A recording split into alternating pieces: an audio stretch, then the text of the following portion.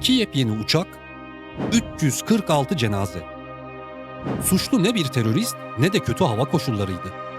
Suçlu pilotlardan gizlenen, maliyeti düşürmek için tek bir sensöre emanet edilmiş bir yazılımdı.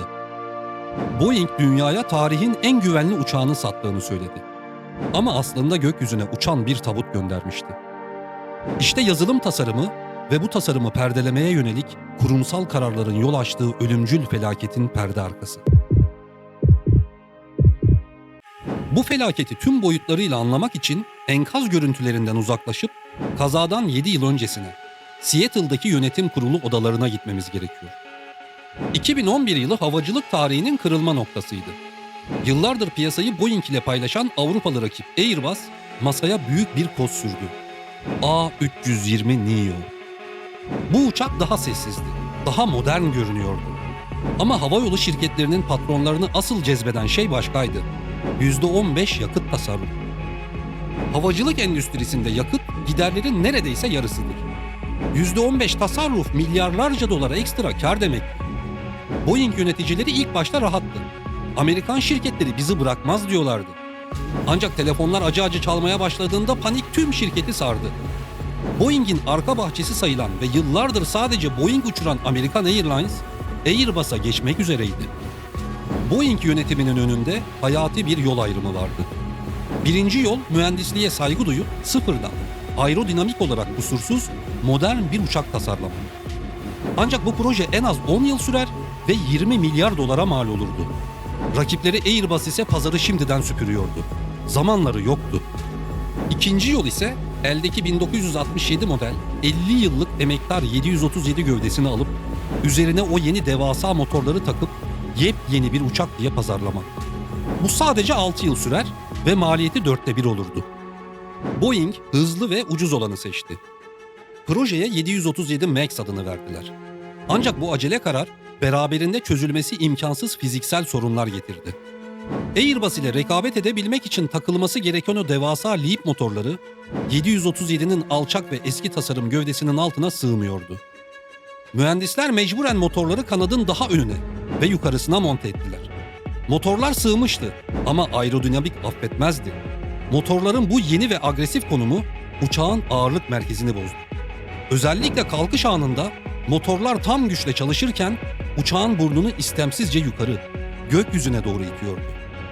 Bir uçak için en tehlikeli an budur. Eğer burun gereğinden fazla kalkarsa kanatların üzerindeki hava akışı kesilir. Uçak stall olur. Yani havada tutunamaz ve bir taş gibi düşer. Peki Amerikan Havacılık İdaresi FAA buna nasıl izin verdi? İşte skandalın en büyük parçası burada. ODA programı. Yıllar içinde FAA bütçe kesintileri nedeniyle denetim yetkisini devretmişti. Peki kime? Bizzat denetlenmesi gereken şirketlerin kendisine. Yani Boeing uçaklarını denetleyen müfettişler aslında Boeing'in maaşlı çalışanlarıydı. Kendi ödevini kendi notlayan öğrenci gibi. Fiilen Boeing'in kendi çalışanları FAA adına uçağın güvenlik değerlendirmelerini yaptı. Denetlenen ile denetleyenin aynı olduğu bir sistem ortaya çıktı. Fiziksel tasarım hatasını gördüler ama gövdeyi değiştirmek pahalıydı. Bunun yerine hatayı görünmez bir yazılım yamasıyla örtmeye karar verdiler. Sistemin adıysa MCAS. MCAS bir manevra takviye sistemiydi ve kağıt üzerinde basit bir koruyucuydu. Eğer uçak motorların konumu yüzünden burnunu tehlikeli derecede yukarı kaldırırsa, MCAS sensörlerden bunu anlayacak ve pilot müdahale etmeden otomatik olarak kuyruk kanatlarını hareket ettirip burnu aşağı itecekti. İşte burası skandalın en karanlık boyutu olan Grandfather Rights, yani dede hakları kuralı. Bu kurala göre eğer yeni uçağınız eskisine çok benziyorsa pilotların yeni bir eğitim almasına gerek yoktur. Eski ehliyetleriyle uçabilirler. Bu havayolu şirketleri için muazzam bir tasarruftur. Simülatör eğitimi pilot başına binlerce dolar ve günlerce zaman kaybı demektir. Tam bu noktada en büyük müşterisi Southwest Airlines Boeing'e şantaj gibi bir şart koştu. Ve eğer pilotlara simülatör eğitimi gerekirse uçak başına $1 milyon geri ödersiniz dedi. Boeing bu maddeyi kabul etti. Çünkü siparişi kaybetmeyi göze alamazdı. Boeing'in ensesindeki bu $1 milyon tazminat tehdidi mühendislik kararlarını zehirledi. Eğer pilotlara bakın MCAS diye bir sistem ekledik, Bu sistem bazen kontrolü elinizden alabilir deselerdi, kurallar gereği simülatör eğitimi şart olacaktı. Bu da Boeing'e milyarlarca dolar zarara mal olacaktı. Adalet Bakanlığı belgelerine göre Boeing, MCAS sisteminin pilot eğitimlerinden ve kullanım dokümanlarından bilinçli olarak çıkarılmasını tercih etti. Kullanım kılavuzlarından MCAS ile ilgili neredeyse her şeyi sildiler. 1600 sayfalık teknik dokümanlarda MCAS adı sadece bir yerde, o da kısaltmalar sözlüğünde geçiyordu. Pilotlar kokpitte görünmez bir yardımcı pilotla uçtuklarını bilmiyorlardı. Skandal bununla da kalmadı. Boeing MCAS'i uçağın burnundaki 2 sensörden sadece birine bağlamıştı. Peki neden? Çünkü 2 sensörü birbirine bağlamak yazılımı karmaşık hale getirecekti. Bu da FAA'nin dikkatini çekebilir ve yeni eğitim riski doğurabilirdi. Daha da kötüsü, Boeing'in isteğe bağlı opsiyon olarak sattığı AOA uyuşmazlık uyarısı. Yani 2 sensör farklı veri verdiğinde kokpitte yanan basit bir ışık. Birçok uçakta satın alınmamıştı. Boeing bu ışığın yazılımsal bir hata yüzünden çalışmadığını 2017 yılında dahi biliyordu. Ama bunu FAA'den, hava yollarından ve pilotlardan sakladı. Ta ki uçaklar düşene kadar. O tek, küçük, narin sensör bozulursa ne olacaktı? Bir kuş çarparsa, buzlanırsa ya da sadece hata verirse? Cevap basitti. Yazılım uçak dümdüz uçsa bile yükseliyoruz zannedecek ve uçağı son sürat yere çakacaktı. 29 Ekim 2018 Lion Air 610. Bu uçağın ölüm fermanı aslında o sabahtan bir gün önce imzalanmıştı. 28 Ekim'deki önceki uçuşta aynı sensör arızalanmış, aynı MCAS sistemi devreye girmişti. O gün kokpitte şans eseri, görevde olmayan 3. bir pilot daha vardı. O pilot durumu dışarıdan bir gözle fark etti ve trim elektriğini kesin diye uyardı. Uçak kurtuldu. Bu hayati arıza teknik ekibe raporlandı. Ama uçak hangara çekilmedi. O sensör değiştirilmedi. Ve sadece 24 saat sonra aynı uçak Jakarta'dan tekrar havalandı. Kokpitte bu sefer uyaracak 3. bir pilot yoktu. Kalkıştan dakikalar sonra sol taraftaki o tek sensör arızalandı. Yanlış bir veriyle burnumuz 20 derece yukarıda sinyali gönderdi. Oysa uçak normal tırmanıyordu. MCAS bu hatalı veriyi gerçek sanarak devreye girdi ve uçağın burnunu aşağı itti. Pilotlar şoktaydı. Önlerindeki lövye sanki uçak düşüyormuş gibi şiddetle titriyor ve korkunç bir gürültü çıkarıyordu. Pilotlar lövyeyi çekerek burnu kaldırmaya çalıştı. Normalde pilot lövyeyi çekince MCAS'in durması gerekirdi. Ama durmadı. Bu bir savaştı. Pilot çekiyor, uçak yükseliyor. 5 saniye sonra MCAS tekrar devreye girip uçağı aşağı itiyordu. Kabinde tam bir roller coaster dehşeti yaşanıyordu. Uçak havada bir yunus balığı gibi dalıp çıkıyordu.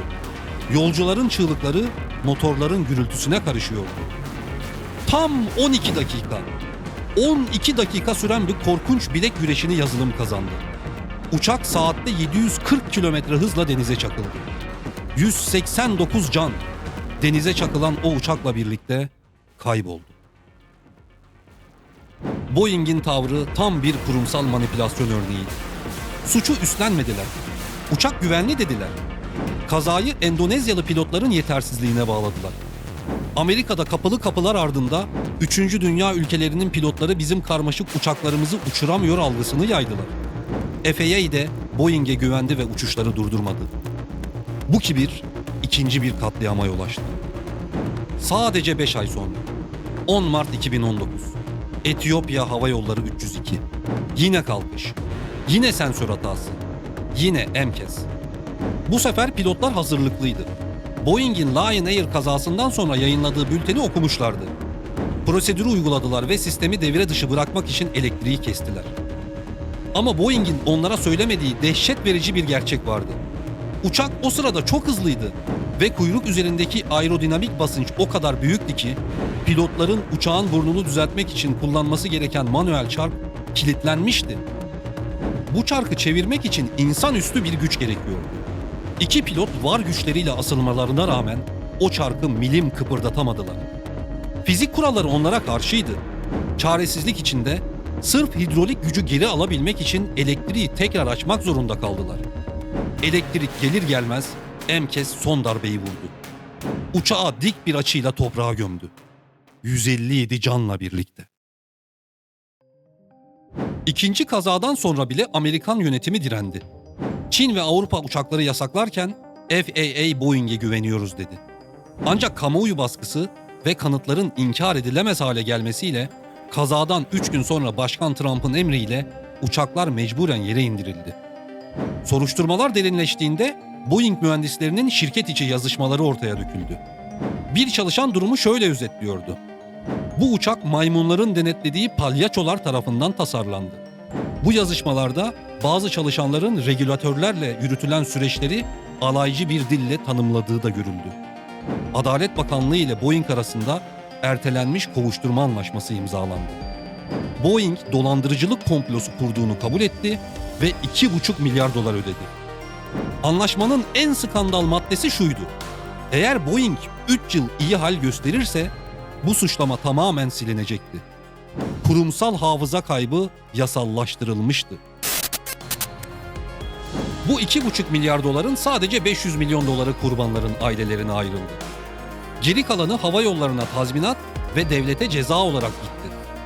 Boeing yöneticileri hapis yatmadı. Şirket Adalet Bakanlığı ile anlaşarak suçlamaların 3 yıl askıya alınmasını sağladı. Ancak bu anlaşmayı da ihlal etti. Dönemin CEO'su Dennis Muilenburg, kongrede ifade verirken arkasında oturan yaslı ailelerin gözlerinin içine bakamadı.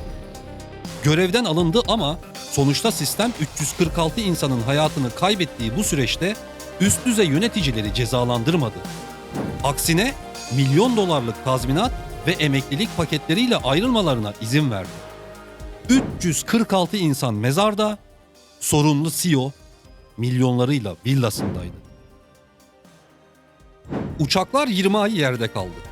Yazılım baştan aşağı değiştirildi. Artık MCAS tek sensörle çalışmıyor. 2 sensörü kıyaslıyor. Ve en önemlisi pilotlar artık neyle uçtuklarını biliyorlar. Zorunlu simülatör eğitimi alıyorlar. Bugün bir 737 MAX'e bindiğinizde teoride dünyanın en çok test edilmiş uçağına biniyorsunuz. İstatistiksel olarak güvenli görünüyor. Ama hafızamız taze. 2024'ün başında Alaska Airlines'a ait bir 737 MAX 9'un kapısı havada patladı ve koptu. Uçak acil iniş yaptı. FAA hala Boeing fabrikalarındaki kalite kontrol sorunlarını denetliyor. Yani dosya kapanmış değil. Teknoloji geliştikçe hayatımız daha fazla yapay zekaya, daha fazla koda emanet ediliyor. Peki bu kodları yazanların önceliği bizim hayatımız mı? Yoksa yıl sonu bilançosu mu? Eğer teknolojinin perde arkasındaki bu karanlık gerçekler sizin de kanınızı dondurduysa, abone olup zili açın ve bu videoyu beğenip paylaşarak daha fazla insanın gerçeği görmesini sağlayın. Bir sonraki teknoskandal dosyasında çevreci maskesi altında dünyayı zehirleyen başka bir endüstri devinin, Volkswagen Dieselgate skandalının kirli çamaşırlarını ortaya dökeceğiz. Unutmayın, en büyük oyun daima perdenin arkasında oynanır. Güvende kalın.